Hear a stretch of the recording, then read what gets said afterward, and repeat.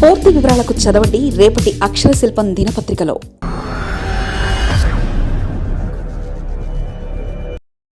ఇన్నాళ్లకు జగన్కి క్లారిటీ వచ్చిందా? మొత్తం విషయం అర్థమైనట్టుందిగా? జగన్లో రియలైజేషన్ వచ్చిందా? ఇంతకాలానికి జ్ఞానోదమైందా?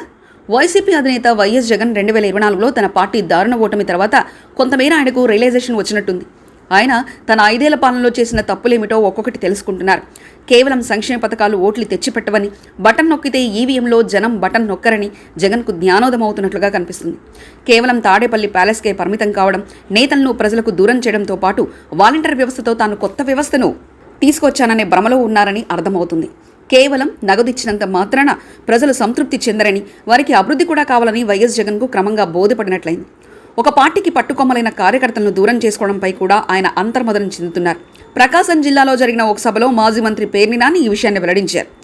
జగన్ జనాన్ని బాగు చేద్దామని, కార్యకర్తలను మర్చిన మాట వాస్తవమేనని అంగీకరించినట్లు ఆయన తెలపడం కూడా జగన్ ఆలోచనలో మార్పు వస్తున్నట్లు కనిపిస్తుంది. ఎందుకంటే మొన్నటి ఎన్నికల్లో వార్ వన్ సైడ్ జరగడానికి కార్యకర్తలు పట్టుదలగా పనిచేయకపోవడం వల్లే ఒక కారణమని కూడా ఆయన భావిస్తున్నారు.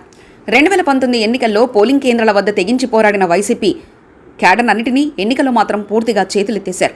చివరకు తన సొంత జిల్లా కడప నియోజకవర్గంతో పాటు తనకు పట్టున్న రాయలసీమ ప్రాంతంలోనూ దారుణ ఓటమి కారణం ఇదేనన్న అభిప్రాయం ఆయనలో కలిగిందని అంటున్నారు. తాను జనంలో లేకపోవడం ఒక కారణమైతే, కార్యకర్తల మనోభావాలను పక్కన పెట్టడం, ఎన్నో త్యాగాలు చేయడంతో పాటు ఆర్థికంగా ఎంతో నష్టపోయారు. తమ సొంత ఖర్చులకు పార్టీకి 151 స్థానాలను సంపాదించి పెట్టిన కార్యకర్తలను కాదని, అది తన ఘనత అని జగన్ మురిసిపోయిన విషయాన్ని కూడా ఆయన గుర్తు చేసుకున్నట్లుంది. అధికారంలోకి రాగానే కార్యకర్తలను పట్టించుకోకపోవడం, వారు ఆర్థికంగా మరింత బలహీనం కావడంతో పార్టీ జెండాను కూడా మోయలేని పరిస్థితికి వచ్చారు. మద్యం దుకాణాలను ప్రభుత్వ పరం చేయడంతో అవతలి వారికి ఆర్థిక మూలాలను దెబ్బతీస్తున్నామని జగన్ అనుకున్నారు తప్పించి, తనకు అన్ని రకాలుగా తోడ్పడిన వారి ఆదాయాన్ని కూడా దూరం చేస్తున్నారని జగన్ గ్రహించలేకపోయారు.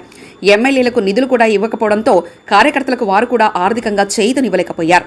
తామే నష్టపోయామన్న పరిస్థితిలో ఉన్న నాటి ఎమ్మెల్యేలు కార్యకర్తలకు ఏం పంచిపెడతారన్న ప్రశ్నకు ఇప్పుడు జగన్కు సమాధానం దొరికినట్లయింది.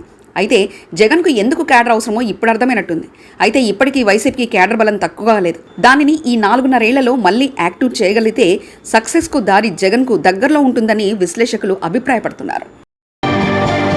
మరిన్ని కథనాల కోసం సబ్స్క్రైబ్ చేసుకోండి మీ అక్షర శిల్పం. పూర్తి వివరాలకు చదవండి రేపటి అక్షర శిల్పం దినపత్రికలో.